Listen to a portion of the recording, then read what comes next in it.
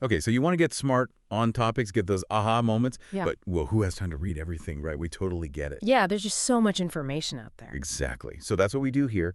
We grab a really significant source, dig into it, and pull out the core insights, the stuff that actually matters. Think of it like your personal summary. We do the reading, the sifting, and bring you the key takeaways. Nice and clear, hopefully engaging too. And today, we're diving deep into a book that's, well, pretty foundational for anyone thinking about success and connection. It's Keith Ferrazzi's Never Eat Alone. Right, and it's not just about, swapping business cards at awkward events. No, definitely not. It goes way deeper. It's about how real, genuine human relationships are what really drive your career and your life, actually. So our mission for this deep dive is basically to extract the actionable stuff from Ferrazzi, the strategies you can, actually use. We're going to focus on generosity, authentic connection, and being proactive, really building that network. Let's jump in. Okay, so first up, the absolute bedrock for Ferrazzi. This thing he calls the relational mindset. Mm-hmm. He hits you with this big idea right away. Relationships are all there is. It's powerful, isn't it? It really pushes back against that whole go it alone idea. Totally. He's basically saying the self-made person is, well, kind of a myth. Yeah, everything's connected. Your network isn't just like a side thing. It's the foundation. You have to prioritize it. And he talks about learning this really early on with the Poland family. Oh, right. Yeah, he sort of became part of their family. And he learned this care principle from Mrs. Poland, like this give and take, but based on generosity. He helped out, they helped him, doors opened. And that experience, that early immersion in a real community, it shaped everything for him. He then compares that to Harvard Business School later. Right, which was the complete opposite, wasn't it? Yeah. Super competitive, everyone for themselves. Exactly. And that contrast made him realize, business isn't just spreadsheets and deals. It's fundamentally human. It runs on people connecting. It makes you think, doesn't it? Like, how much are we really focused on the people side of things? Or are we just pretending we can do it all solo? That leads perfectly into the next big theme, the power of generosity. And he's really insistent on this. Yeah, he says don't keep score, which sounds nice, but... But he really means it. He actually says the inside scoop on success is just that one word, generosity. Sounds almost too simple. Maybe, but his examples are compelling. The idea is you give without expecting something back right away. You're planting seeds, basically. He tells that amazing story about his dad, right? The steel worker. Uh-huh. Reaching out to the CEO, Alex McKenna. And just that one connection, that ask, led to Ferrazzi getting a scholarship, changed his whole life. It shows the ripple effect, doesn't it? One generous act. And he builds on that, saying a healthy network runs on that kind of mutual support. Yeah. You invest time, energy, it pays off eventually, maybe indirectly. He also nails that awkward thing where people don't like accepting help. Yeah. The fear of being indebted, it seems weird, but it's common. Ferrazzi thinks it's a total misunderstanding of how real connections work. Because the real currency isn't quid pro quo, it's just being generous. Exactly. Authentically generous, not trying to angle for something every single time. And he warns against hoarding connections, too. That story about Hollywood David. Oh, yeah, the guy who was all, what's in it for me? Yeah. And ended up totally isolated. It's a stark reminder, isn't it? Yeah. Give without the immediate expectation. And this connects to something else he says that really stuck with me. Yesterday's assistant is today's influence peddler. Oh, that's good. It really highlights the long game, Treat everyone well because you just never know. Status changes. Yeah, things are fluid. Build good relationships everywhere. Okay, so generosity is key. But you also need something to offer, right? Which brings us to building your brand and your content. Right. And his point is, in today's world, everyone is a brand or needs to think like one. Your value isn't just your job title. It's about who you are, what unique thing you bring. And figuring that out means, well, looking inside, defining your mission, but also getting feedback, right? Crucial. You need to know how others see you. It's that mixed self-reflection plus external views to find your unique value, where your strengths meet what the world needs, kind of. He uses Jamie's story, the woman whose goals and network grew together. Yeah, that symbiotic thing. Oh. Success breeds network. Network fuels success. And Ferrazzi's honest about his own bumps, like when he was CMO at Starwood. Right, realizing it wasn't the ultimate goal, feeling a bit lost. It's relatable, Even successful people question their path. Totally. And it was advice from his network, like from Tad Smith. Uh-huh. Who told him to look for companies he could grow with, not just big names? Shows how vital that network is for guidance, especially when you're unsure. People outside see things you don't. And then that amazing story of Virginia Fagles became an engineer at 44. Incredible. Just proves his point about ignoring the naysayers. It's never too late to shift gears. Yeah, limitations are often just in our heads or put there Mhm. by others. You got to have the guts to go for it. So this all feeds into your content, which is what exactly? It's your unique knowledge, your skills, your perspective, the substance behind the brand. And you can't just have it. You need to constantly learn, refine it, present it, sell it, basically. Like he did at Yaya with that advergaming idea, he created a buzzworthy message. Identified something new, communicated its value, made it resonate. He even gives like 10 tips for becoming an expert, analyzing trends. Questioning assumptions. Oh, That big toy example is classic. Who said kids only want small toys? exactly. Challenge the obvious. That's where the opportunities often are. Focusing on strengths, telling good stories. Yeah, the storytelling bit is huge. He mentions the Dalai Lama's simple, universal, emotional messages. Makes your expertise accessible, relatable. So your content becomes your anchor, gives you credibility, a clear message, attracts people. Okay, mindset.check. Generosity.check. Brand and content.check. Now, how do you actually, connect? Yeah. Build the relationships? Right, the practical side. What do you actually do? Well, first he says, be interesting. Sounds obvious, but maybe it isn't.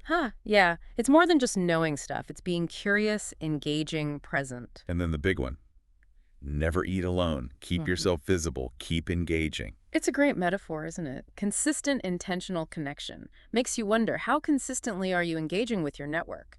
Does it make a difference? And it's quality, not just quantity. Shared passions are the glue. Crucial point. Real connections come from shared interests, not just deals. It's a stronger foundation. So maybe skip the awkward networking mixers. He's not a huge fan, is he? Better to connect over things you genuinely enjoy, food, sports, hobbies, whatever. That feels more natural anyway. But how could someone, listening right now apply that never eat alone idea? Maybe integrate it into stuff they already do. Absolutely. Look at your existing activities. Where could you be more intentional about connecting?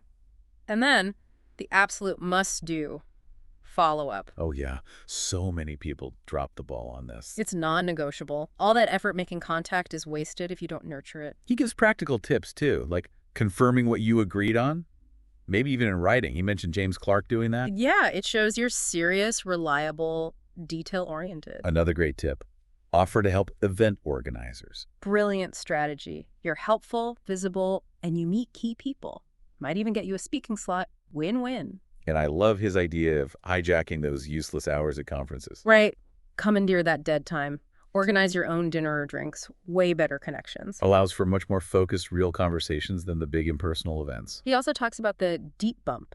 What's that again? Making a real connection quickly. Focused attention, being sincere, even if it's just for a few minutes. Make the interaction count. That really makes you think about all those quick chats we have. Yeah. Are we really present? Yeah, it's about making the other person feel genuinely seen and heard, even briefly. And being intentional, identifying target people at events and actually seeking them out. Strategic, purposeful networking. Focus your energy. He also breaks down different connector types. Salespeople, marketers. And the super connectors. Understanding their roles helps you see how different relationships offer different kinds of value. And that host committee idea for expanding your reach. Smart. Yeah, like in politics. Yeah. Partnering with well-connected people to consciously broaden your circle. Okay, what about small talk? Everyone hates small talk. Ferrazzi says, be yourself. Be a bit vulnerable even. Find real common ground through candor. Move past the weather and the traffic. Exactly. And he mentions the Johari window. Right, that model of self-awareness. Yeah. What others know about you. It helps you figure out how open to be in different situations. Find that balance. Like the goal is to expand the open part of the window through real communication. It's a good framework. And if all else fails, His 5 magic words. You're wonderful. Tell me more. simple. But it works. Shows interest, encourages them to share. Totally. Okay, so you're connecting. But what about getting closer to influential people? Getting close to power, as he puts it. Yeah, he's direct about this. You need to consciously build those relationships. He says fame breeds fame. There's a dynamic there. But he shows it's possible. His example of approaching Governor Dean. Right. Be prepared, offer value, be sincere. Right. Even busy, important people respond to that. And sure, there are exclusive clubs and things, but he says, hey, build your own circles, like Richard Werman did with TED. That's empowering. Don't just wait for an invitation. Create the space. Or start smaller clubs, like Benjamin Franklin's Gento. Find your people, build your own intentional community. Makes sense. Hmm. Okay, next up, mentorship. Crucial topic. And he stresses it's a two-way street. Find mentors, be a mentor. He shares his own stories, right? Mentors like George Love, Walt Sailing, Yeah, showing how much impact they had early on. The guidance, the inspiration. but also the reciprocity. His relationship with Pat LeConto at Deloitte. Showing that everyone has something to offer, learn from each other, regardless of level. It's not just top-down. Even that sweet story about his dad taking him to the diner. Yeah, to meet his buddies, wisdom comes from everywhere, doesn't it? Be open to learning from unexpected people. Love that. Okay, now this concept of social arbitrage sounds fancy, but what is it? It's a really powerful idea. Basically, shift your focus from your success to making the people around you successful How does that work? by actively solving their problems, using your network, your knowledge to help them out.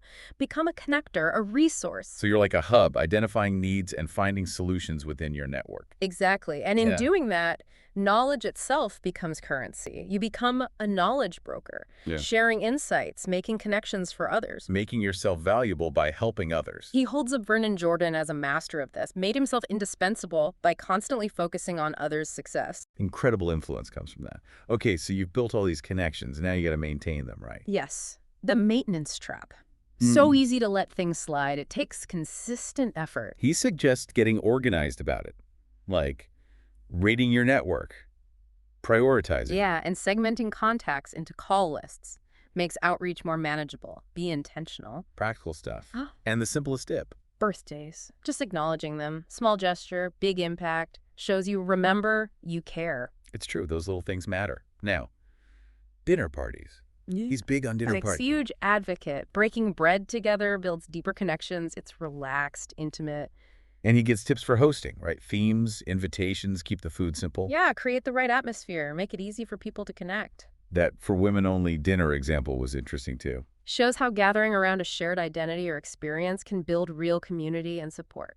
Okay, nearing the end, his take on work-life balance. Yes. Balance is BS is basically his line.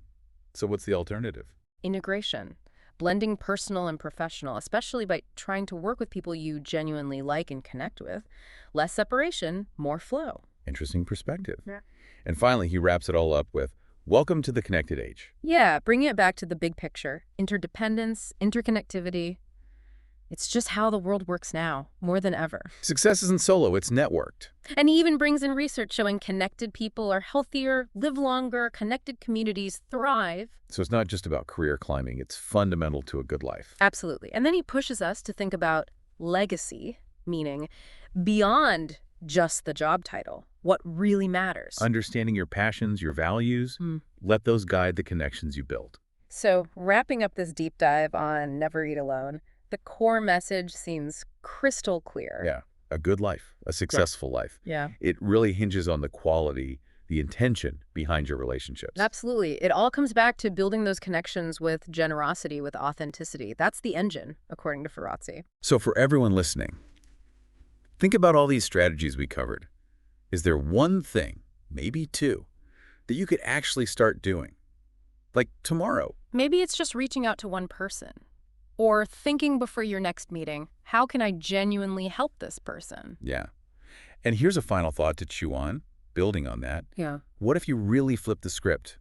Focus less on what you can get from your network? And more on what you can actively give. How might that change everything? Your interactions, your results, maybe even how you feel about it all. Definitely something to think about. We really recommend checking out Keith Ferrazzi's book if this sparked your interest. There's so much more in there. For sure. We've only scratched the surface today. Well, thanks for joining us for this deep dive.